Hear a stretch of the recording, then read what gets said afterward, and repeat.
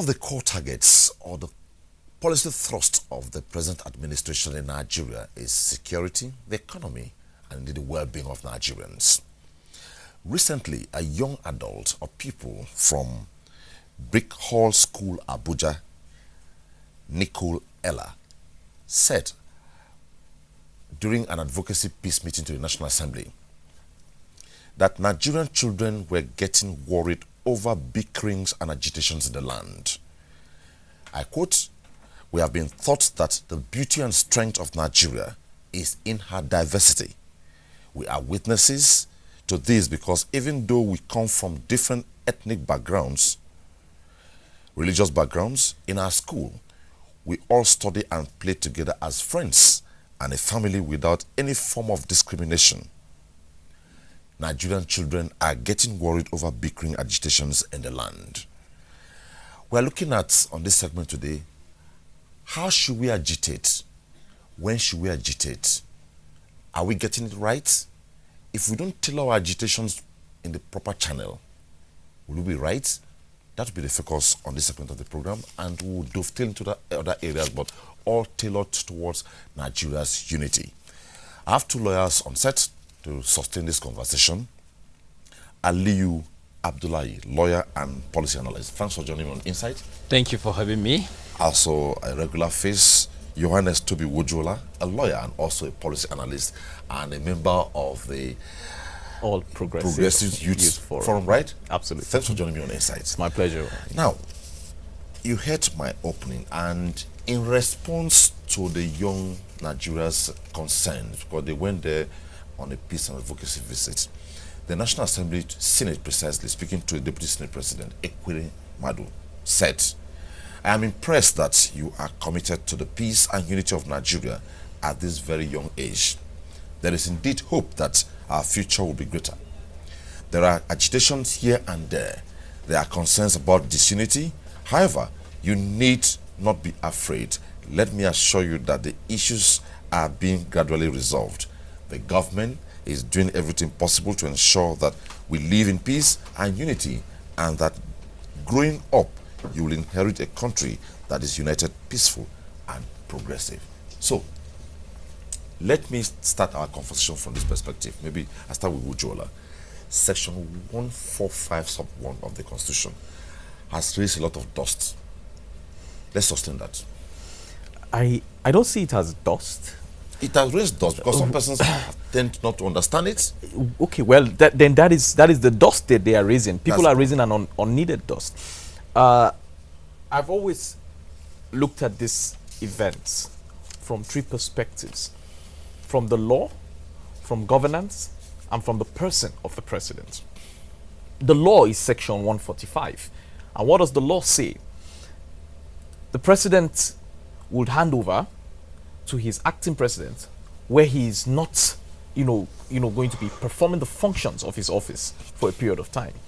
And it goes further, which was the which was founded on the doctrine of necessity, that after 21 days, if the president fails to do so, the vice president will automatically become the acting president. Now, the question is, did the president comply with this law? Yes, indeed he did. He handed over power to his vice president, who has become the acting president. It brings us now to governance. The powers transferred by the president to the acting president makes the acting president exercise all constitutional prerogatives of the president. Has he been able to exercise those powers? I would say yes. Why? He has sworn in ministers. He has met with the security chiefs, the service chiefs. He has ordered them back to Maiduguri to consolidate on their victory. He has attended Federal Executive Council and presided over the meetings. He has signed the budget. He has presided over the National Economic Council and the economic management theme. He has held peace talks with Nigerians from different leaders of with different leaders of thought. I think governance is in motion, and we have to understand governance also from the perspective that the governance at the helm of affairs is a teamwork. It is not a one-man show. And this also brings us to the question of institutions and persons. We must be able to build powerful institutions, not people. The acting president, in his capacity right now, is under the institution of the presidency. And we ask ourselves, is the institution of the presidency working? Yes, it is. Is governance going on? Yes, it is. Are the ministers themselves, are they working? They are. So governance is in motion. Institutions are stronger than persons. And that is why when we read the section of the Constitution that says that talks about the permanent incapacity of the president, and that will be the only point in time where the president will be forced to relinquish his powers as president. It talks about permanent incapacity. Keyword, permanent. It shows that at some point in time of any person, a leader, the president, the acting president, or the vice president, a governor or his deputy, he can have some form of incapacity where he will not be able to perform his functions. And that incapacity should only become an issue when it is permanent. Okay. And so it only says that we can foresee that being a human being, being flesh and blood, you would have a point in your life where you will feel ill, where you will feel down, where you may not be able to carry out your functions. But the question is how long? And we've had a president who has gone, taking treatment. We've seen him meeting with his media aides. He spoke fine. I heard him laugh with his sound laugh and all of that. He walked and all of that. It shows that he's recuperating. In his own words, he said he's ready to come back, but he's waiting for his doctors go ahead. So is there a vacuum? Okay. By law? No. Is there a vacuum in governance? No. Now coming to the issue of his health. He's a human being like any other person. Any other person. And that is why I said permanent incapacity. Okay, let me just hold you there. Aliyu. Now the point I'm making is that these explanations have been offered, but groups are still agitation. How can they be advised against it? Yeah, you see, the thing is this. As a lawyer, you're a lawyer. The thing is, I'm going to tell you this, actually. I'll just come out straight to tell you this. That group, I feel, although because of the recent happenings, when they attempted to take bites more than they can chew by going to a marketplace to protest, disrupt activities of the place. Now I think the group has actually kind of put a halt to the protest. But so you must actually find out what is the true motives of the protesters before you can begin to know what you're going to advise them. I will give you the advice at the end of this my short commentary on it. Okay. You see, the protest is purely politically motivated.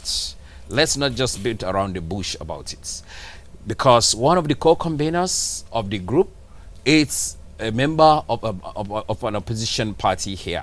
So maybe this is a style, and that person is known to have known with some 7 governors of a opposition party currently, who have been on the vanguard of calling the president and this administration names, unprintable names, unmentionable names on air, and so on and so forth. So we know a lot of Nigerians knew who are the sponsors behind this protest. People don't just wake up to protests.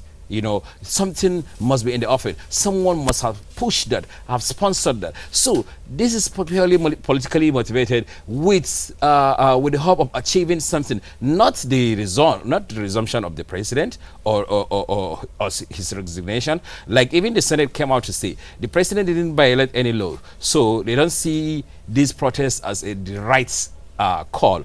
If you want to protest on issues that affects, an ordinary Nigerian.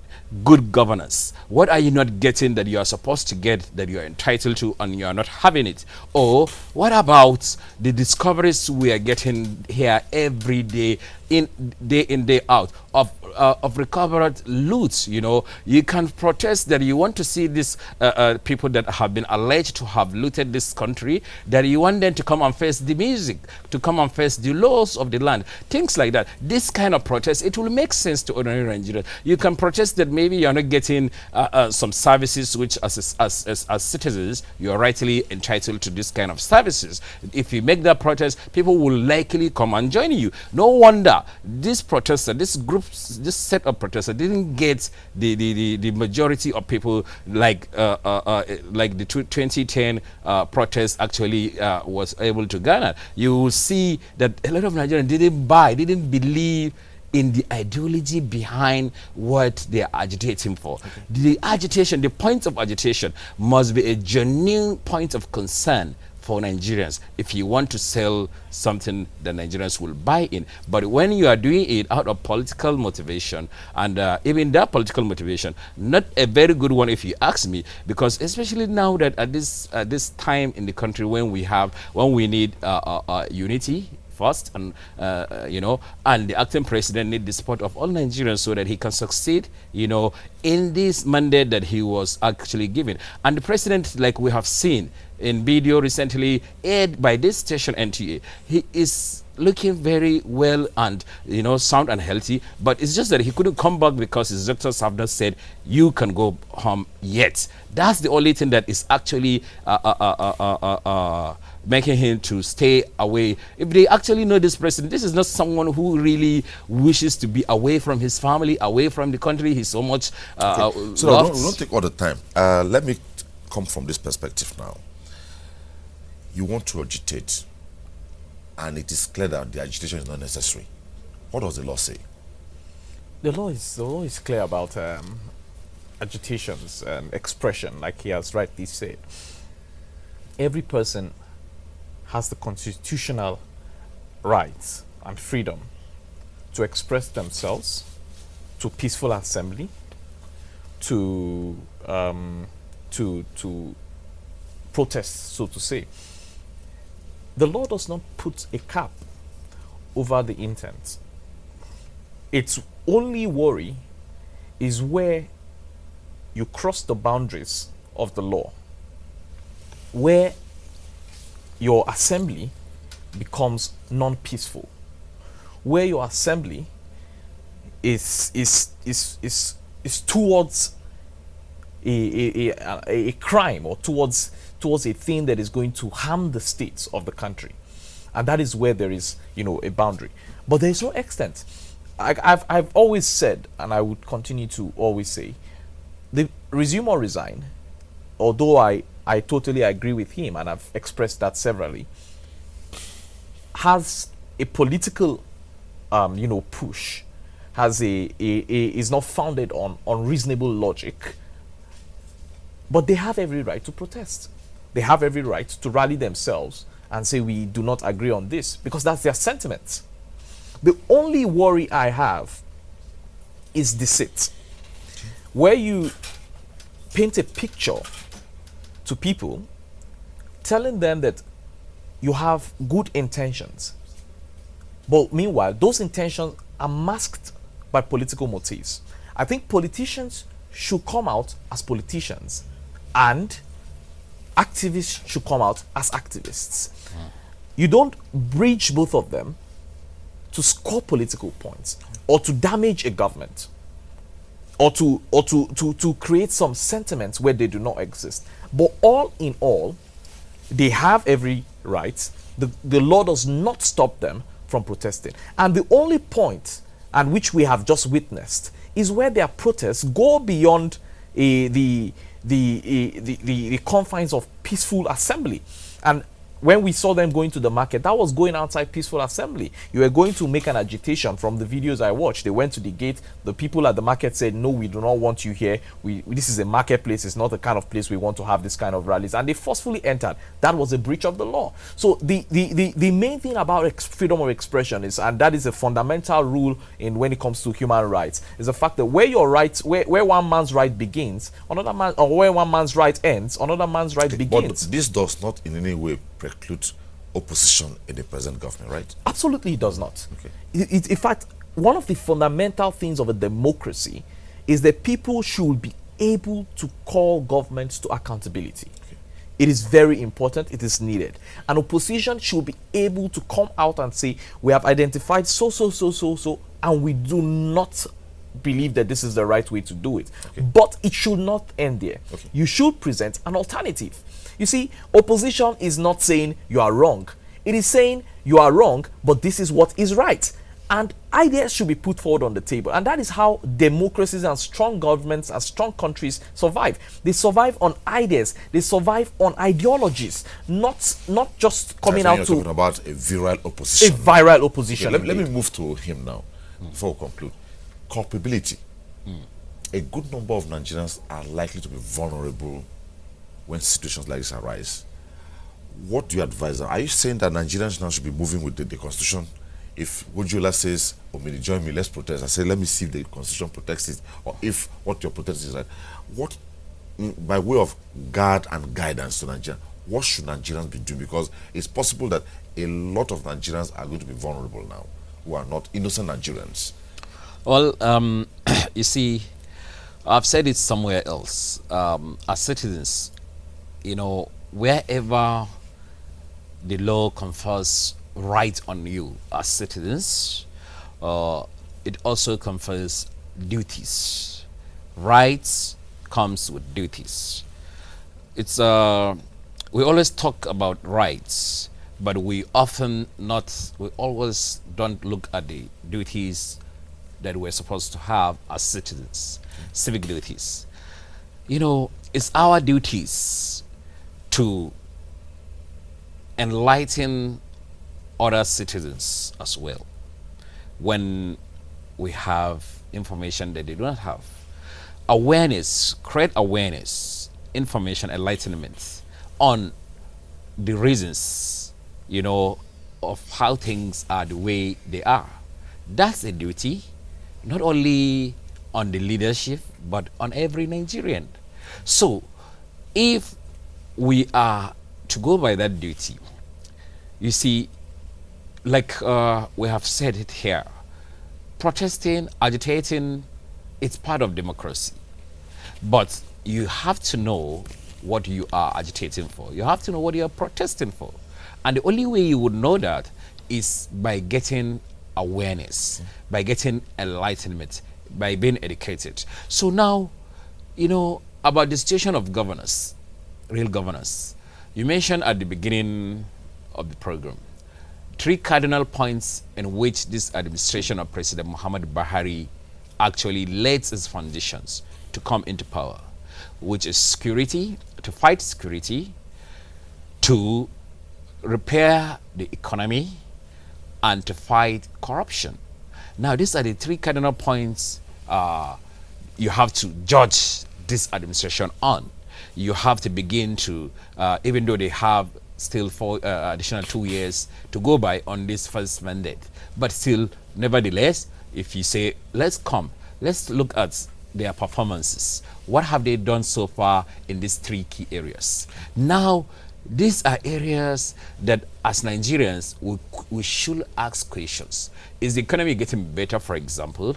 You know, the answer could be yes, and it could be no, depending on actually who is answering the question, depending on the indices you are going to use as your parameters to check the economy. What about corruption? Is the country doing well? How many convictions were secured, for example, by the administration? How many recoveries of money, funds, properties were made from illicit actions made by either public officials or even the private sector? What about security? Are we seeing an improved security in the country? These are areas that, you know, when you want to protest and agitate, you concentrate on these areas and ask questions and inform Nigerians where we are. And don't forget also, you cannot begin to talk of where we are unless you know where we're coming from. Thank you very much. Well, they'll say how time flies, but the major message has been, majorly is look before you leap, right? Well, I've been talking with Aliyu, Abdullahi, lawyer and policy analyst, and they have told us what it should be, why we should not deviate, and why as a Nigerian you should not also just follow the bandwagon. Define your stand before you go. And also he's been talking with Johannes, Tobi, lawyer and policy analyst too. Gentlemen, thanks for being on Inside today. It's a pleasure. Up next on the My program. pleasure.